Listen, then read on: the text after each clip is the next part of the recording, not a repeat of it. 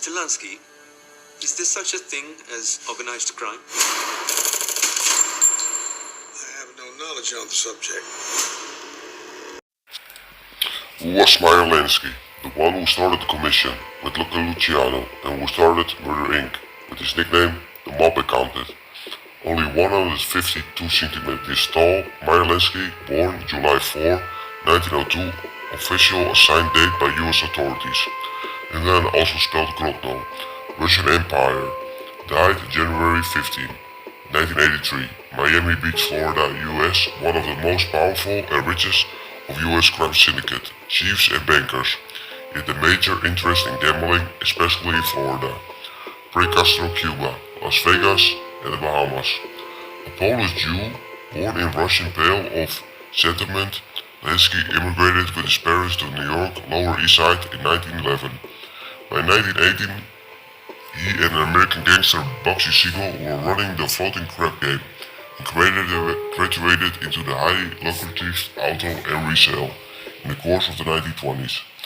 Lansky gang branched into burglaries, liquor smuggling and other rackets and came under the use of crime.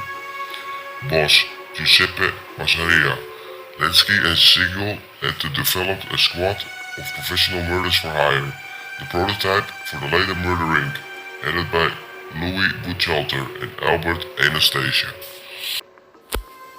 Lansky became a naturalized citizen in 1928. It was Aligi that Lansky who persuaded the Italian-born crime boss Luciano to have Massaria assassinated in 1931 and provided Siegel's service for that purpose, making a four-man hit representative of the major New York crime factions.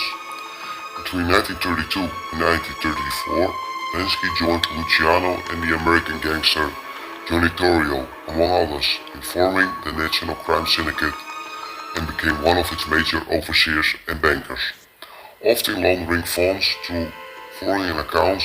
By 1936, Lansky had begun to develop gambling operations in Florida and New Orleans, and also in Cuba. He arranged payoffs to Cuban dictator Eugenio Batista. He also financed Siegel's casino developments in Las Vegas and ordered Siegel's execution in 1947. After Siegel whilst on syndicate when Fidel Castro came to power in Cuba in 1959, Lansky turned to the Bahamas, building casinos on Grand Bahama and Paradise Islands. After nurturing government cooperation, he also extended his gambling empire to other areas of the Caribbean and even across the Atlantic to London.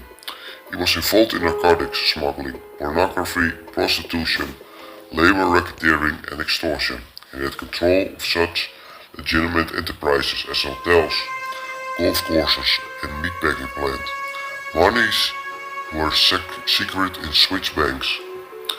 By the 1970s, his total holdings were estimated at $300 million. In 1970, fearing both a call to a grand jury and an indictment for income tax evasion, he fled to Israel, seeking to remain under the law of return. However, Israel eventually expelled him and ended up back in the United States, facing several indictments. In 1973, he was convicted of contempt of a grand jury, a verdict overturned on appeal, but acquitted of income tax evasion. Indictments on other charges were dominant in 1974, partly because of his chronic ill health. In 1979, the House of Representatives Assassinations Committee ending its 2-year investigation of the Warren Commission report, linked to Lansky with Jack Ruby, the nightclub owner who killed U.S. President John F. Kennedy assassin Lee Harvey Oswald. Lansky died of lung cancer and was buried in Miami in Orthodox Jewish ceremony. Lansky's life is portrayed in the movie Lansky with Harvey Keitel.